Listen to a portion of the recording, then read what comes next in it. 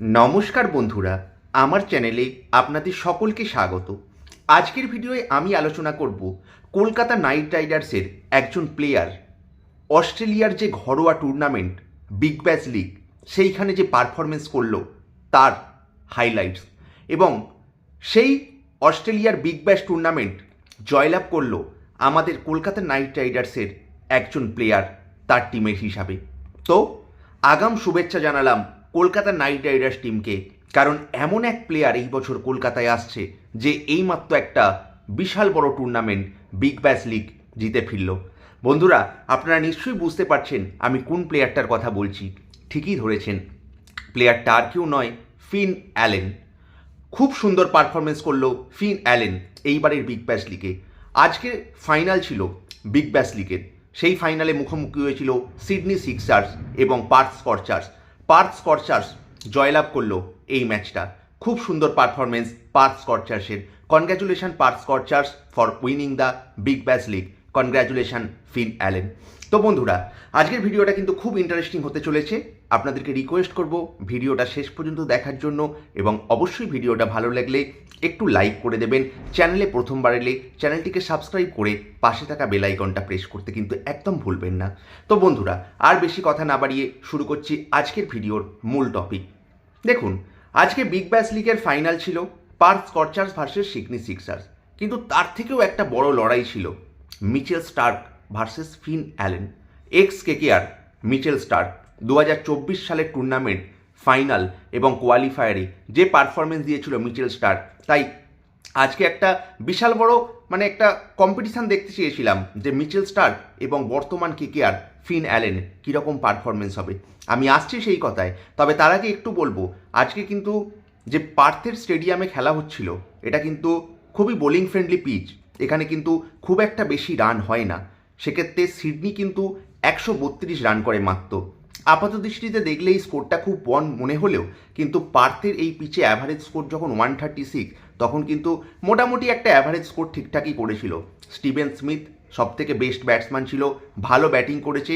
তবে অবশ্যই পার্থ স্করচার্সকে কিন্তু তখনও ম্যাচটা জেতার জন্য কিন্তু রানটা করতে হতো, আর সেদিক থেকে পার্থ স্করচার্সকে একটা জিনিস এনশিওর করতে হতো যেন অ্যাট ইনিশিয়াল স্টেজ ব্যাটিংটা কোলাপস না করে, আর সেটাই কিন্তু এনশিওর করলো পার্থ স্করচার্সের দুই ওপেনার মিচেল মার্শ এবং ফিন অ্যালেন। খুব সুন্দর ব্যাট করলো ফিন অ্যালেন। আজকের ম্যাচটা একটা সময় তো মনে হচ্ছিল ফিন অ্যালেন হয়তো জিতিয়েই ফিরবে, কিন্তু দুর্ভাগ্য ফিন অ্যালেনের একটা সুন্দর ক্যাচ নিয়ে নেয় পার্থ স্করচার্সের প্লেয়াররা। তবে ফিন অ্যালেন যখন আউট হলো তখন কিন্তু এটাই এনশিওর করলো যে পার্থ স্করচার্স ইজিলি ম্যাচটা জিতে যাবে। 17.3 ওভারে রানটা চেস করলো। প্রথম দিকে খুব অ্যাগ্রেসিভ চালু করলেও ম্যাচটা যখন নিজেদের কন্ট্রোলে এসে যায় একটু সময় নেয়।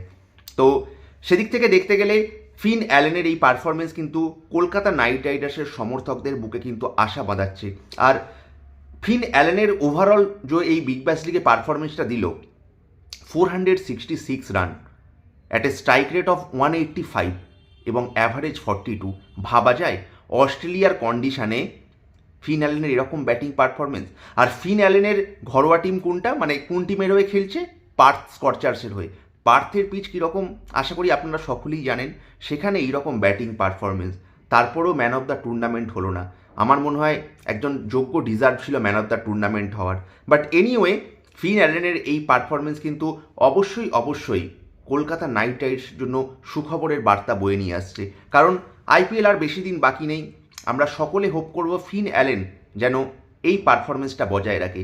তো এবার আমি আসছি যে মিচেল স্টার্ক ভার্সেস ফিন অ্যালেনের যে লড়াইটা। দেখুন, এই পার্থের পিচে কিন্তু বোলাররা খুব সুবিধা পাচ্ছিল, আর মিচেল স্টার্কের নকআউটে যেরকম পারফরমেন্স, তার যে ট্র্যাক রেকর্ড, সেখান থেকে অনেকেই হয়তো এগিয়ে রাখছিল মিচেল স্টার্ককে। কিন্তু দেখুন, 145-46 বল করলেও সবথেকে বড় হাইলাইটেড বিষয়টা ছিল ফিন অ্যালেন একটা 146 স্পিডের বলকে কিভাবে স্কুপ করে পিছন দিকে মারল র্যাম শট 6। এখান থেকে বোঝা যায় একটা প্লেয়ার কতটা কনফিডেন্ট, কতটা সুন্দর ফর্মে আছে।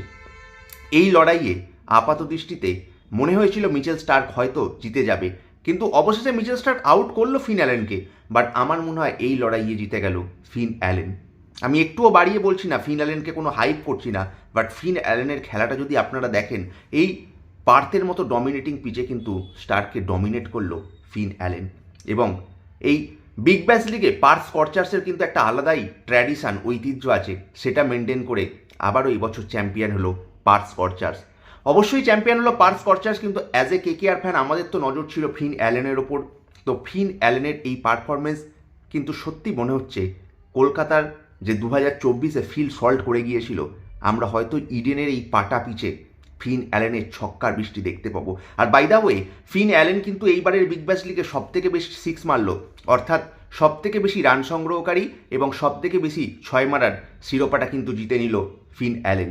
তাই ইডেনের মাঠে, কলকাতার ইডেন গার্ডেন্সে যে ফিনের অ্যালেনের যে ছক্কা বৃষ্টি আমরা দেখতে চলেছি, সেটা কিন্তু একদম কনফার্ম।